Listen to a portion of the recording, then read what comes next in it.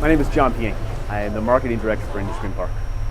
I have been working with Indy Scream Park for probably about 10 years now. I started full-time with them about 8 years ago, but I was a freelance graphic designer before that. This is our 12th season. We opened in 2010, I believe is the year on that one. This year's attractions, we have Nightmare Factory Blackout. It's a completely blacked out attraction. Walk through just guiding yourself with a rope that's attached to the wall, and you literally can't see even your hand in front of your face, which makes that one a lot of fun because you never know where the monsters are going to come from or the scare is going to come from next. We have Mutation, which is one of our indoor interactive attractions. That is one where you wear the green necklace and you tell all of our monsters that they can take you in different rooms, separate you from your group, put you in different things like strap you to a chair, put you in a body bag, stuff like that. Then outside we have Zombieland Unchained, which is another interactive attraction. That one's a lot of fun because the zombies are actually working with the humans in that one.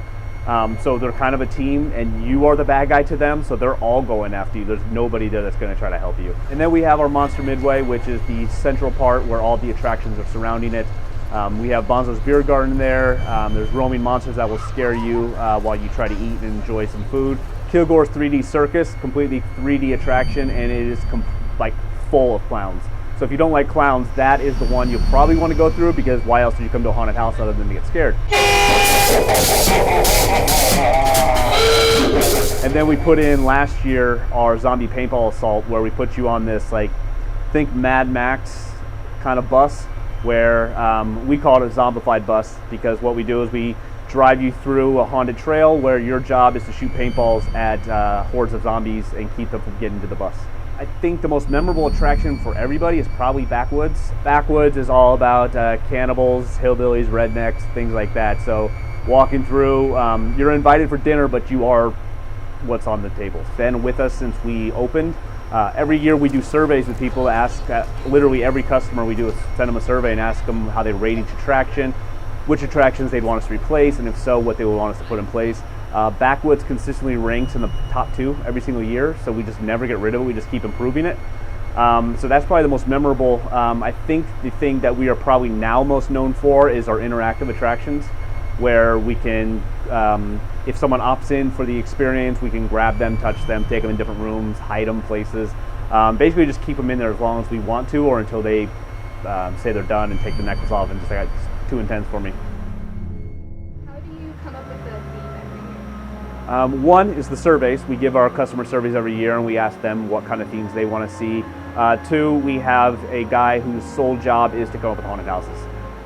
He's working on it year round. He has a whole notebook of different themes, different ideas, different scares to use, and then based on customer surveys and what we want to do that next year, what other themes are already at the park, we pick the one that we want to run with and start building it probably around January, February. We don't do the same thing every single year. Our Midway is completely new this year. Every year we put in something new, whether it's a new attraction or like an improvement to the Midway or zombie paintball assault, something like that. We change everything every year. So you can come year after year after year, and it's always a new experience. We have around 300 staff all year long.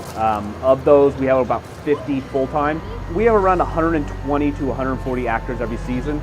We always hire way above what we call our complement, and the reason for this is because a haunted house is actually a really hard job to have. I don't know if any of you have ever worked at a haunted house. Imagine trying to scream at people for 6 hours straight. It gets exhausting, your throat hurts, you start to hate the taste of cough drops. It's just, it's a tough, grueling job, and not everyone sticks around. So like this attraction takes 26 people to be in it. So we will hire 35 people for this attraction.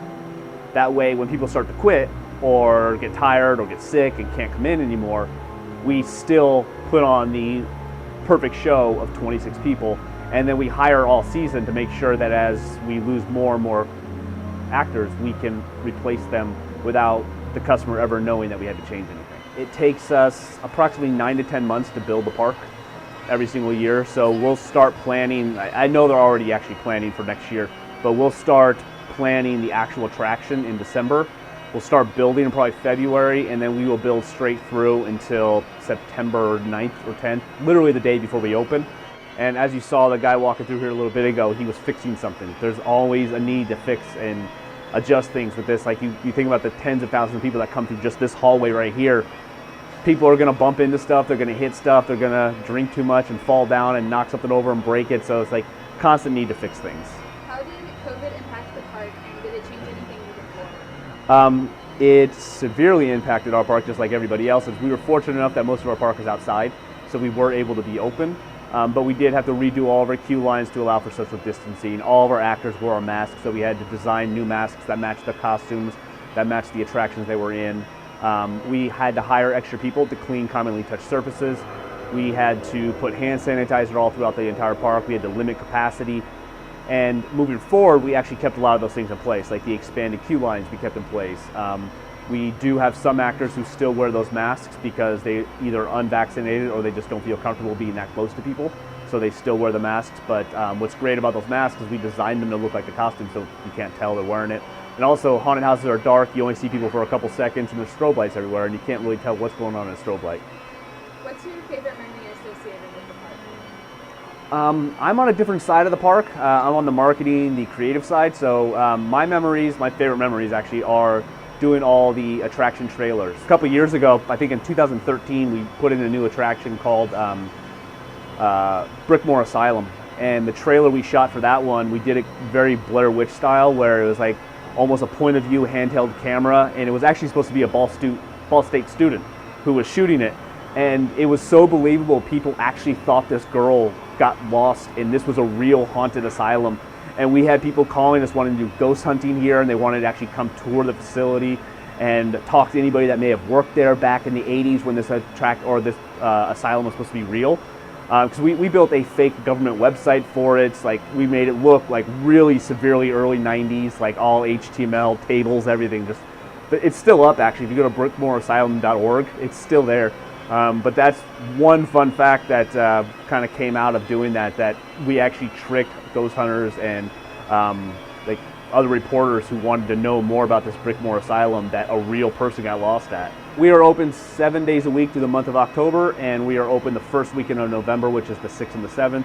Tickets start at $24.95, and check our website for hours of operation.